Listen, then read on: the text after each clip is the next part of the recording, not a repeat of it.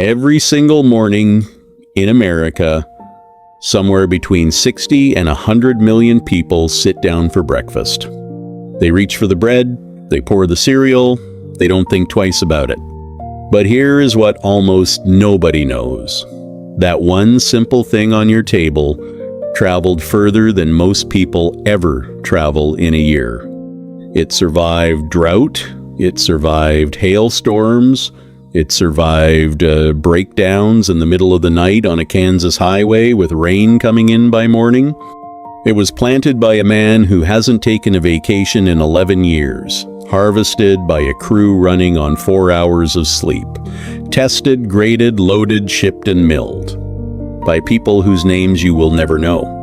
And it all started with something so small, you could lose it between your fingers without even noticing. This is not a story about bread. This is a story about the backbone of this country, the part that never stopped working, even when everything else did. Stay with us, because what happens out there on those fields is something every American deserves to see at least once.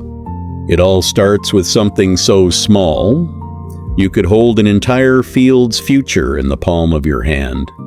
Every September and October across Kansas, Oklahoma, and Montana, farmers put winter wheat seeds into the ground. The seed goes in about 1.5 inches deep. Not too shallow, not too deep. Farmers have learned this the hard way for generations. Then something remarkable happens. The plant grows just enough before winter arrives. Then it simply goes to sleep under the snow.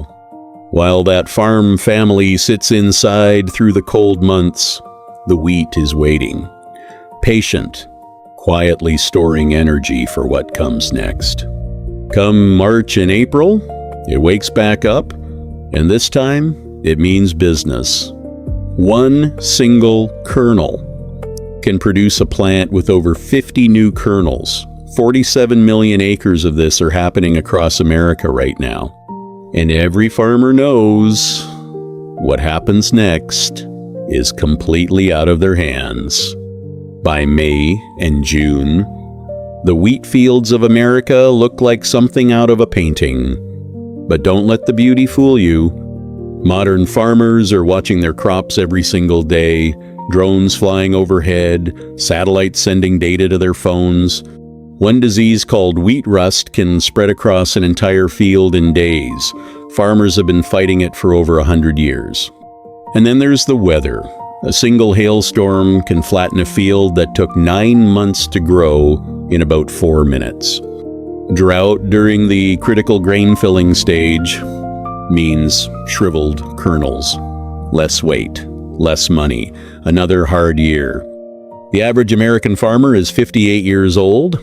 He has seen good years and devastating years, and he keeps showing up anyway. But when everything goes right, the field starts to turn. Green fades to gold, and the farmer feels something shift in his chest. He reaches in, grabs a kernel, and bites down. Hard and crunchy means it's almost time. The harvest is coming. The combine harvester, $700,000 worth of American engineering, and when it rolls into a field, it is something to see. In one single pass, this machine cuts the wheat, separates the grain from the stalk, cleans it, and stores it, all at the same time. Inside the cab, it looks more like a spaceship than a tractor. GPS maps, live yield monitors, moisture readings updating every few seconds. Every few minutes, 400 bushels of wheat pour out into a grain cart running right alongside. The combine never stops moving. Custom harvest crews follow the ripening wheat northward every summer. Texas in May, Kansas in June, Montana by August. These crews work 16 to 18 hours a day. They sleep in RVs parked at the field's edge. Meals come out to them. They don't stop for much. When something breaks, and something always breaks, the mechanic works through the night, because rain might be coming by morning. And when the last row is cut, there's no celebration. Just a long exhale, a nod, and the quiet satisfaction of a field put to rest. The moment that wheat leaves the field, it enters a system so large and so precise, most people never think about it when they're buying bread.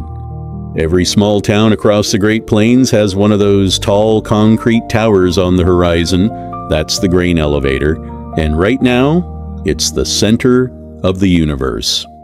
The truck pulls onto a scale. Every single pound is recorded. Then the grain is tested for moisture, protein content, and quality. A USDA certified inspector grades every load, number 1 through number 5. That grade determines exactly what the farmer gets paid. The wheat disappears into the elevator and rides mechanical belts upward into bins that can hold millions of bushels. Some of this grain will sit here for months. Aeration fans run constantly to keep the grain cool and dry. Temperature, humidity, insect checks. Someone is watching all of it. From country elevators, the wheat moves to massive terminal elevators near railroads and rivers. One unit train carries 350,000 bushels. Or it goes by barge down the Mississippi. 15 barges in one tow carries what it would take 870 trucks to haul. America built this system over 100 years. Somewhere in America, right now, a flour mill is running. It runs all day, it runs all night, it never stops, because the country never stops eating. Inside, steel rollers crack each kernel open, then sieves, dozens of them, separate the white inner endosperm from the bran and the germ. What comes out the other end is flour. 60 pounds of wheat becomes 42 pounds of flour, enough for 42 loaves of bread.